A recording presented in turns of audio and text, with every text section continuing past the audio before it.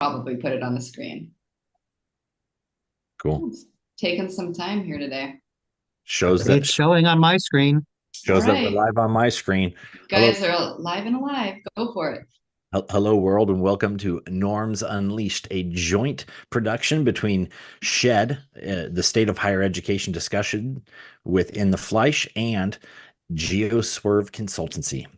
I'm co-host Sam Fleischman, joined by the lovely Emily Dobson down in Porto Alegre.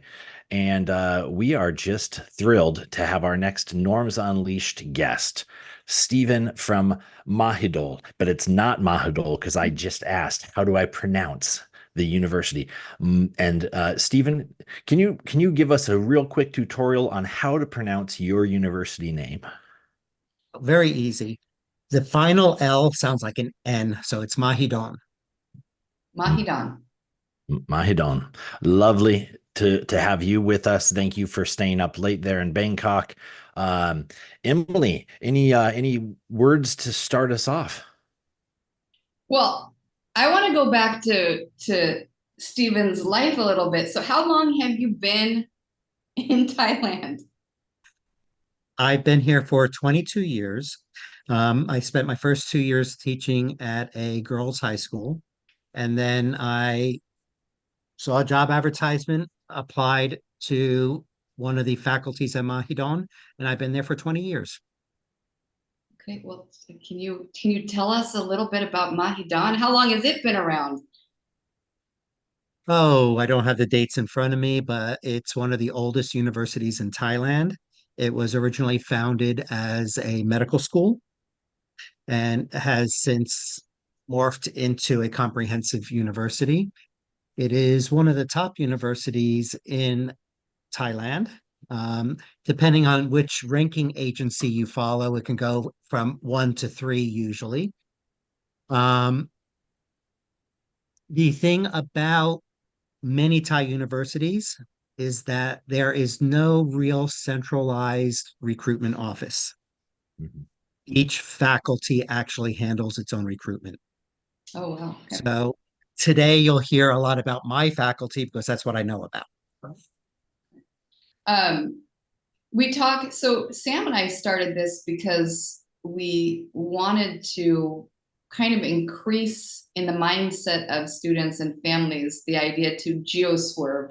It's the word we came up with a long time ago and another team to swerve kids to new geographic locations. And so it sounds like maybe you guys are looking to recruit from outside of Thailand and get some international students. So my first question to you would be, what kind of kids might be happy on your campus? That's a very good question. It's something I have been thinking about, and I don't know if I actually have a good, strong answer for it. Um, at Mahidol, there are about a little over 30 undergraduate programs that are taught in English. Half of them are in the international college. The other half are spread throughout the university. So, what type of student would be interested? If you're up for a challenge and want to basically dive into the culture, I think that would be ideal going into the different programs within the university. If you want to stick with English and a stronger international environment, you would actually go to the international college. Mm. The English level is a little bit higher with those students. And it was actually founded, oh, I forget how many years ago, I think 40 years ago, as a first international college in Thailand. Oh, nice. So, but I'd say those wanting an immersive cultural program that is away from your typical areas like Europe and North America and Australia. Okay. No. I've been to Bangkok. It's a fascinating city. It's huge, and if you've not been to Southeast Asia ever, um, then you don't really understand encompassing cultural excitement of a place like Bangkok. What do you think? The adventurous side I get. What do you think are some of the other things that somebody should have in their, character repertoire in order to thrive in a place like Bangkok? Patience, flexibility, a sense of adventure. Cool. If you're just staying in Bangkok or its suburbs, it's just like any big city. But once you get out of the city, you really see the true nature of the people and the culture. Yeah. What would you say about student support? Because when we look at different colleges around the world, we see levels of support are different. Interactions between teachers and students may be different. The expectations around, homework and learning may be different. Can you highlight some of those for us? And it could be obviously just from your faculty, but in general also, if you'd like. I think, at least in my faculty, the strongest support would definitely be academically. We provide a lot of teaching assistants, a lot of lab assistants. Oh, back up a bit, folks. I teach in the Faculty of Information and Communication Technology. So it's all the computer side of things. So we have the TAs, we have the teacher support. That's absolutely no problem. I do have to be honest, I think some of the weakest support is helping international students um, adjust to the new culture. Some students have absolutely no problem. Others do find it a little bit more of a challenge. Sure. So I Sounds think like that's an anywhere, area though. where we can improve. Yeah. Yeah. Sounds like anywhere. How many years to get a degree there? To get your 4. bachelor's degree? 4, just like many places. However, with our particular program, almost all of the courses are completed within 3 years, Nice. which means that you are actually taking about sometimes 6 or 7 courses a semester. Okay. But that actually leaves your final year, which is focused mostly on capstone projects. It could be cooperative education, it could be international internships, it could be working on a senior project. Okay. So, Go ahead, Stephen. oh, no, you can go. I was going to say, let's back up to admissions. What does the admissions process look like? Can you tell us a little bit more about cost? And we keep saying faculty and we say international college. Can you give us an aerial view of the breakup of what goes on at that university? Okay, it's actually quite simple. That's a big loaded question with lots of little avenues in there. Let's start with the structure of the university. The university is broken down into, I think, 3 or 4 different colleges, and the rest are faculties. And there are also some institutes in there as well. The international college, I believe, started focusing on just teaching science courses. But over the years, I believe that their specialization is more towards the business classes and hospitality and things like that. Um, the other faculties have 1 to 4 or 5 different English language bachelor degree programs. So the Faculty of Information and Communication Technology, its flagship program is a Bachelor of Science in Information and Communication Technology, all taught in English. As far as costs, they do vary with program. For our program, ladies and gentlemen, sit down for this one. Our program is only about 5,100 US dollars a year. So it's very, very cost effective. Yeah. Living costs are about double that. Yeah. It goes between, say, 6,000 US dollars to say about 12,000 US dollars, depending on your living standard.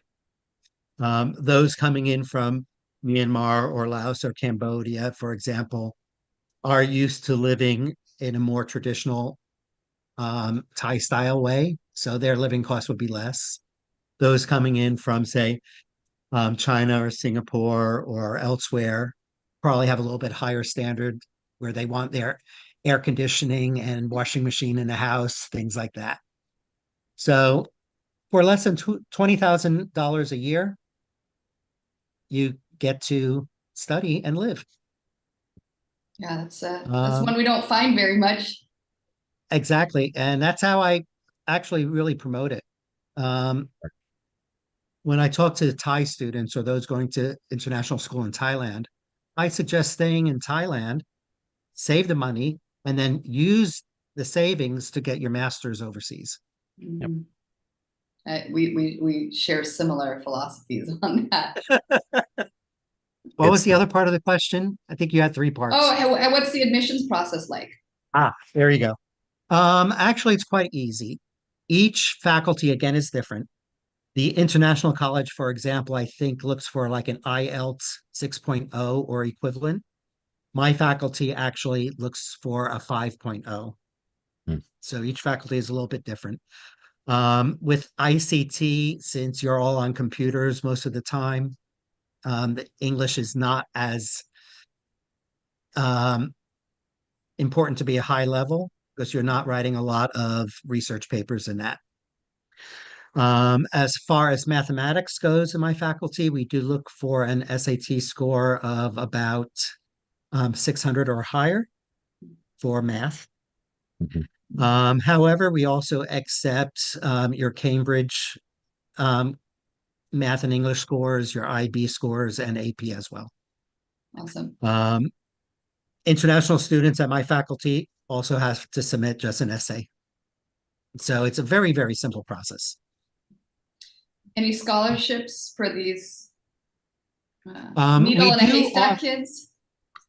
we do offer a they never call it full scholarship, they call it partial because there's some fees that transfer to the university that we have to do. But that is only offered through one of the different admission rounds, which is the ICT direct admissions, Mm. where we actually have you take a test and based on your results of our test and all that. Okay. However, after freshman year, we do offer several scholarships. We call them 1 year partial scholarships, and that is dependent largely based on your academic performance in a previous year. Okay. So, what other faculties do, I'm not quite sure. Stephen, within those scholarships and partial scholarships and everything, does any of that cover the living expenses, or is that just the 550 100 tuition? It's just tuition. There are some that do come through from outside sources. We were able to award 2 full ride scholarships to students from Myanmar this year, which also includes their living costs as well. So, but those are very, very, very few and far between. Yeah. Obviously, Yeah. you have to be exceptional. Obviously, you have to show committed drive. Obviously, you have to show hardship. Obviously, all of those things. But kudos on Mahidol University for getting that ball rolling because it's not an easy process to get rolling. The endowment needs to be there, and so you gotta build that up. But starting with 2 from a place like Myanmar is great, and I hope that number continues for both your university, but also the students around the world who might need it or want it. I completely agree. Within your faculty and within your information systems computer technology, Mhm. I didn't say that correct, but um, Thai Thailand is and Bangkok especially, it's known for having some great job opportunities afterwards. Is that correct? Yeah. And so we'll get to that later, I'm guessing. But what are some of the well, we're just gonna get to it now. I'm gonna jump ahead of you, Emily. I knew it. No, I was waiting for that question. Go. What are some of the placements that are most common for the students that are graduating from your program? I'm actually in a process of scouring LinkedIn to update all my alumni data on that. But when I last checked during COVID, I had sitting right in this chair, had time. I researched all the alumni. I discovered that half of our alumni are actually working for multinationals. Hmm, cool. The number one employer of our alumni is actually Agoda. Hmm. So, and then within the top 15, we'd also have companies like Accenture, ExxonMobil, PwC, S&C Technologies. So a lot of great companies. This might be a nice time, Sam and Steven, since you guys know a lot more about the region, to say what are the industries? What is Thailand built on? What? Tourism and agriculture. Yep. But Thailand right now is in the process of developing what they're calling the Eastern Economic Corridor, which is basically along the eastern seaboard around Pattaya, Chonburi area, where they're trying to bring in a lot of international companies and industries. So a lot of our ICT alumni actually can easily get a job in those areas. You also see a current move with the new government on trying to pull in more international businesses in Thailand. Mm. And they want to become a logistics hub, a medical tourism hub. There was an article in the paper the other day about becoming a international finance hub, considering a lot of companies are leaving Hong Kong Yep. and also Singapore because of the costs. Mhm. I can see all of that. And when I think of Bangkok, and I've done from Hong Kong, where I lived for a number of years, I did medical tourism in Bumrungrad in Bangkok. You go, Emily, and you pay, you know, a substantial fee, but way less than you would pay to do it in the United States or elsewhere to get the entire day, blood tests, exercise tests, heart tests, all of that. I And was going to ask. you go for Medical tourism. medical Oh, yeah. tourism. And I Thailand, didn't know what it was. to me, Thailand is the at the forefront of medical tourism. However, that was when in 2005, 2006, 2011, I would hear this. I've been hearing other places as more medical tourism like destinations now, and I wondered, has that depleted or detracted from the growth of Thailand's medical tourism, or has the increase in other locations of the world in Eastern Europe and Africa and places that I've heard, is it Thailand was at the forefront and everybody's like, this works, so let's create it? He froze. I froze. He froze. Oh, you're back. I'm back. Judging by the um, expansion of these international hospitals, it's definitely growing. Mhm. I myself go to Bumrungrad every 3 months for my own private Yep, conditions. And it's like going into the United Nations. it is. Yep. It's that many different languages are heard in that one hospital. That's okay. So Um, this begs the question: is medical training a big thing in Thailand, and can international students participate in the world of medicine? Because in the States, we don't suggest the Brazilians go to the States because there's a small amount of seats, and it's very, very, very, very expensive. okay. Um, the medical degrees offered are definitely more than the 5,100 US dollars a year. To be expected. Definitely. But like I said, Mahidol University was founded as a medical school. Mhm. Mhm. And we actually have three different medical faculties. Hmm. I Never understood why, but we have three different medical faculties. And we do a lot of great research, and a lot of our um, a lot of the major donations to the university actually comes through the medical schools. Mhm. That said, um, my faculty, one of our major specializations is actually health information technology. Cool. So we support the medical side, everything from hospital systems to using AI to detect cancer in MRIs. Sure. So the research is here. The dean of my faculty, that's actually his area. Wow. And he actually, I think, worked at Northwestern for many, many years before coming back to Thailand. It's great. So And back to your question about degrees, though. yeah, There are, if I'm not mistaken, three or four undergraduate degrees in the medical fields directly that Mhm. they could actually apply to. As far as medicine itself, there isn't.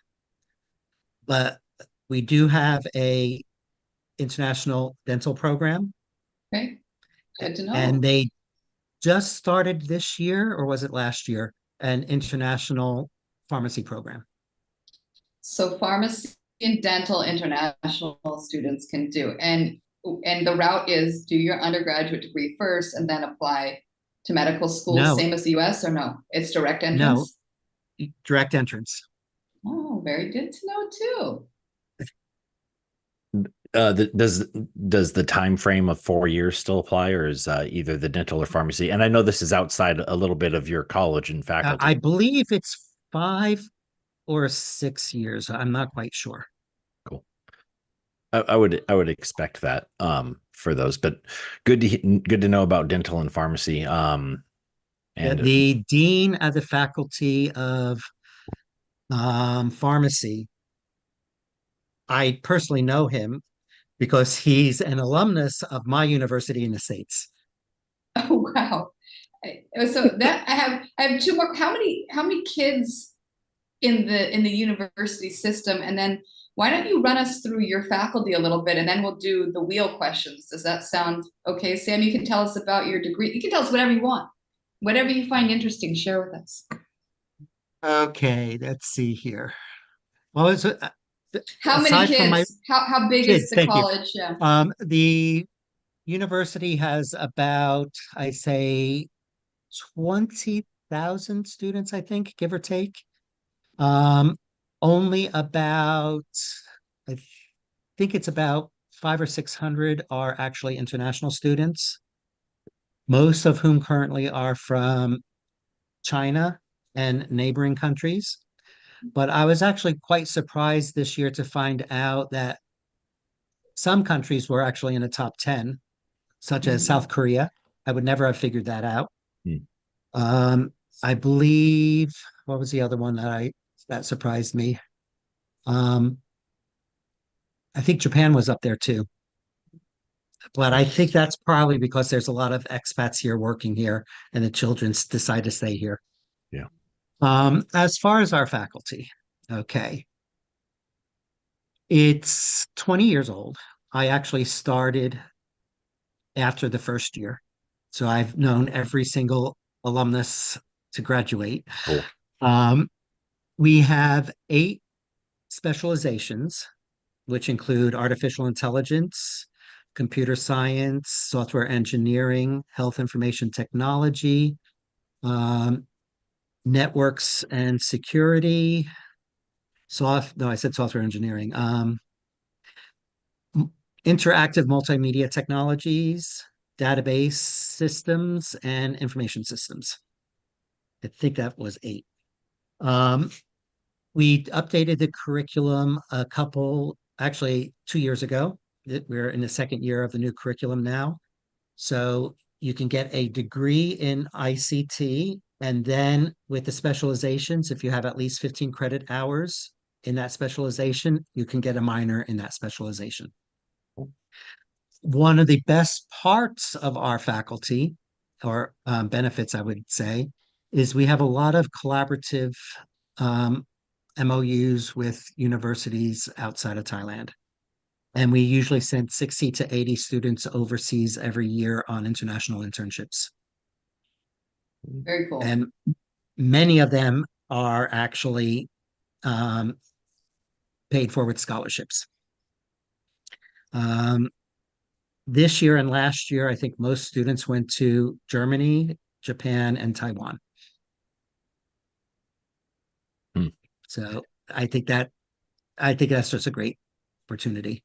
It's fantastic. I mean, the world is so connected. Yeah. But you start studying at one place and you get the opportunity to go somewhere else. Mhm. I mean, phenomenal. I had one student who, before the flexibility was built into our program, he marched to his own drummer. He managed to get a scholarship to do an exchange in, I think it was Spain for a semester. Um, because some of the courses that he needed to take when he came back were not offered in that semester. He went on another international exchange for 1 year to South Korea. Because of that 1 year, he was again missing some of those classes. So he went on another exchange to Malaysia for a semester before coming back and actually finishing his degree. That's a geo swerver right there. Exactly. Yeah. He took 6 years to graduate, but the experiences that he got were phenomenal. And That's it transitions quite well into the workforce and a multinational company like what you're talking about, and especially in the industry that you're in, and the work that you're doing in preparing students for future work in technology and information systems. You mentioned health Mhm. and the systems Mhm. that are used within hospitals.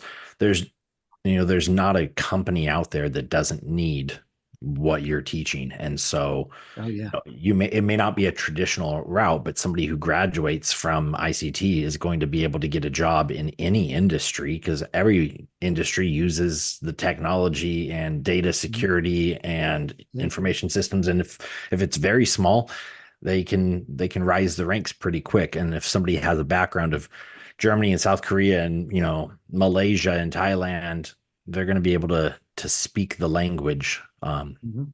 to the whole And company. we've had students, I'm talking about Thai students who have never worked in Thailand. They managed to get their first job overseas. So this is such an important conversation because I think that's part of it too. Kids, yeah. are kind of interested, but they're like, but what happens if I go to a country and I want to go somewhere else afterwards and it's not the norm to go Well, there? They, actually, one of the questions I get is how do you compare to universities, say in the US or Canada or Australia? And the answer is simple. It really depends on the program that you're applying to. Our program alone has two instructors or researchers who were named by Stanford as the top 2% scientists in computer science in the world. yeah. I mean, we don't usually do stats, right? We don't usually, but that's a big deal.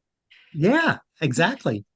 Um, so it always depends on the program that you're going into. You just need to do your research on the instructors, the job opportunities, and Mhm. all of that good stuff. Thank you for saying that. It's much more than just looking at a school and reading about its rankings. It's actually going inside. Who's Right. teaching? What are they doing? Yeah, no, that's a brilliant point. I'm glad that you also feel the Yeah, same way. exactly. Exactly. Stephen, on that point, and I use some similar stories and anecdotes. There's a university in Japan where a Nobel Prize winning physicist is an undergraduate professor, like teaches first year physics students. Are those two faculty that you just mentioned, are they teaching at the undergraduate level at Mahidol? Um, they teach both, but usually, mostly the senior year classes or junior, Yeah, senior year classes. cool. Because I would imagine most of the time when Stanford's putting out a thing like the top 2% of, Mhm. scientists and faculty, most of them are graduate only. And they're teaching like Well, one class, they're doing a lot of research, they're building up that all of that. And they're not actually the people that you're going to work with. And so as you dig deeper as students, as you start to look into different places, you go here and you get amazing faculty, even at the undergraduate level. yeah, well, one of them is actually our deputy dean of research. So he doesn't teach as many classes, but he does do a lot of advising on senior projects, for example. Mm-hmm. And both of the gentlemen um, are prolific researchers. And a lot of their undergraduate senior project groups have actually won national awards. And there have been several times where they actually have been published at conferences and in journals. And that, if you're looking for going on for a master's degree, being published as an undergraduate, Big deal. Yep. exactly. Big deal. Awesome. We've gotten into a lot of the really good, exciting opportunities for students as they consider Mahidol University there in Bangkok, Thailand, a place that I really enjoy. Of all the places in Thailand, Bangkok's not my favorite, but Bangkok's pretty good. I, and what you said is the adventurous student will get outside of just the city and see the natural beauty of the agriculture and the tourism of, Hat Yai and, Krabi and Chiang Rai and Chiang Mai. It's all very beautiful. The next set of questions that we're going to go over is what we call the wheel questions, and it's randomized. So I'm going to share my screen here, and that works. And we are going to do some wheel questions, and I'll spin this, and it will just be random, and we will get. Yeah, it always comes up with the same questions for you, your It does. favorite ones. I'm not sure if it's random anymore. I might have to start running this I wheel. use one of these myself. I call it the wheel of torture. So this Oh, will be fun. You've been in Thailand now for 20 years. Can you teach us a fun national language phrase? Well, this is very, very embarrassing. I lived here for 22 years and I still can't speak the language. you could teach us a word. Teach us a great word, or Actually, the greeting is the most common, which is sawadi. Men would say krap and women would say ka. So the last part changes depending on gender. Um, how are you would be like sabadi mai. somebody mine. Body mind. Mhm. Sawadee Kap. You Stephen. got it much better than I do. Stephen. Kapung Kap. Oh, thank you. You're Yeah. welcome. Wow, Thank Sam, I'm impressed. Look, I travel enough. I know usually how to say hello, thank you. Those are the two most important things for me. And the rest I get I by pointerism. Sawadee Kap. And it was interesting when I first got there because I was greeted by a woman and she said Sawadee Ka. And I was like, Sawadee Ka. She goes, no. Sawadee Ka, Sawadee Ka. Pop. And I was like, oh, okay. Gender, awesome. End with a pop for a man. So kapung kap, whereas Emily, you would say kapung ka. Kop and ka. No, I didn't know it was a gender specific language. That's interesting to me. I did not know that. Just like here in Brazil with our Portuguese. but this actually ties into it. Um, as a student here or as an expat for myself, you don't need the local language to live and survive, Yep. especially in Bangkok. Now it helps. You get much more out of a culture by knowing the native language, Mhm. but you actually don't absolutely need it. Yep. That's an excellent point too, because there's a sort of different levels of needing that language depending on where we're looking at around the world, right? There are some Yeah. countries that you really, really need it. Yeah, don't let the potential of needing to learn a language stop you from exploring options like Mahidol University, right? Like Exactly. So I'm going to hide this choice. The only other thing you really need is you need to be able to order mango sticky rice if you're in Thailand. Oh, you got okay. Food, I can talk all day from Thailand. That one I've got covered. Well, that's really the only Thai I know, my restaurant Thai and my taxi Thai. Yep, That's all you need.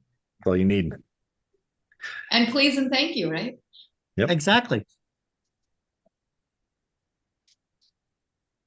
Awesome. I love this one because you are a professor.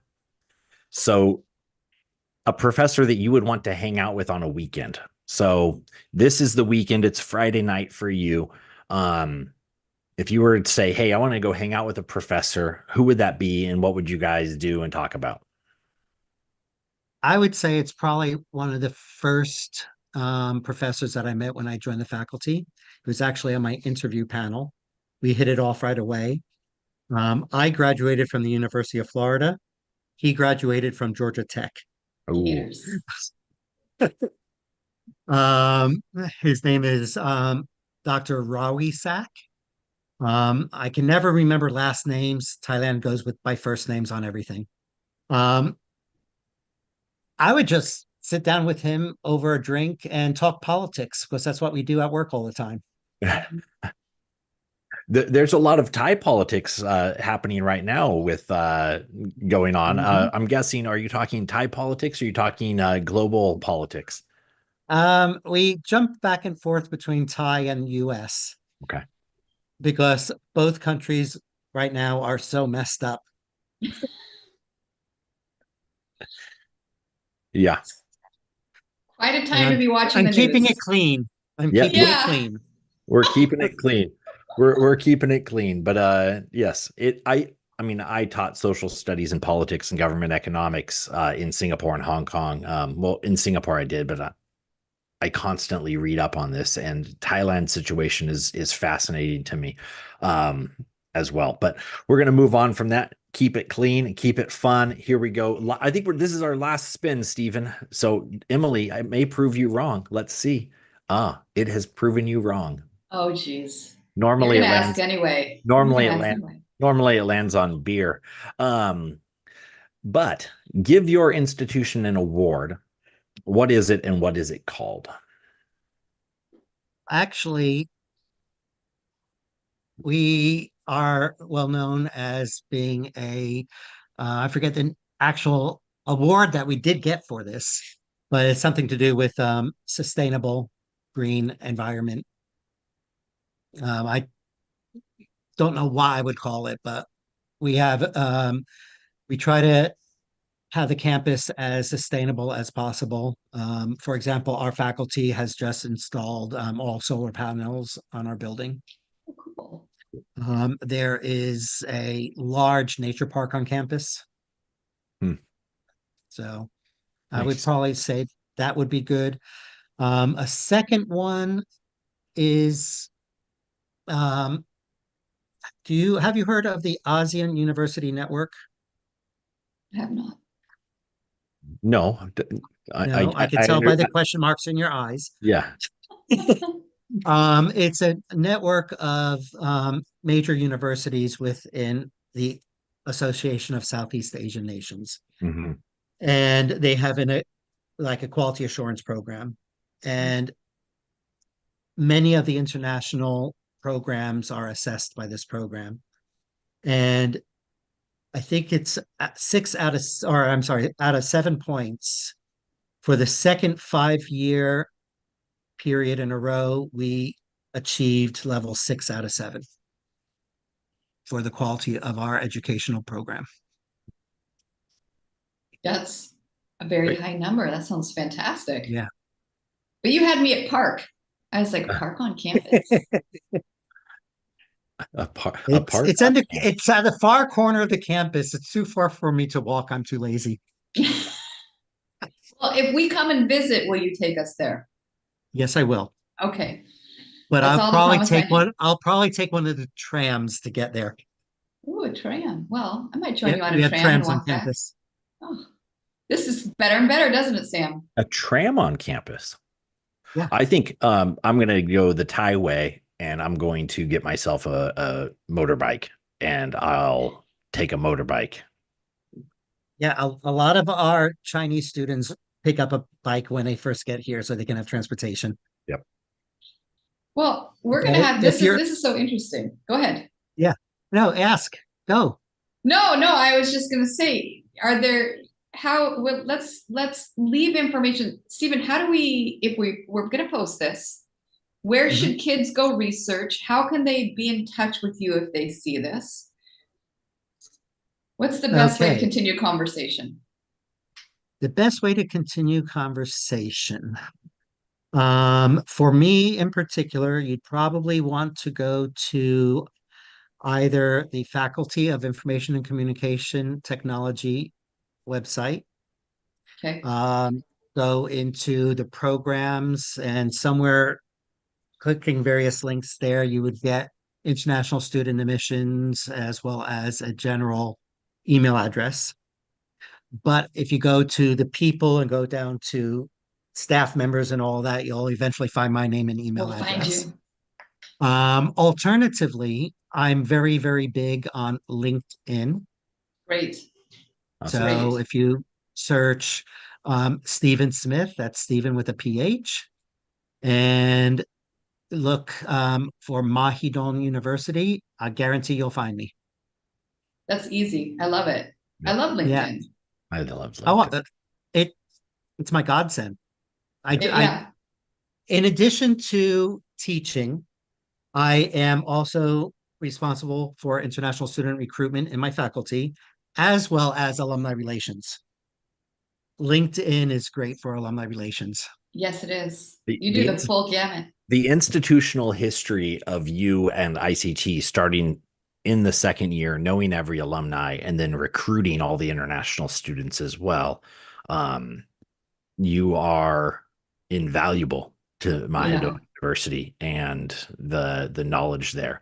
And so that's awesome. And I hope that we will continue to stay in touch and international students will see Bangkok and Mahidol University as their destination as they unleash their own future and consider a beautiful country in Southeast Asia as their home for 4, 5, 6, or more years.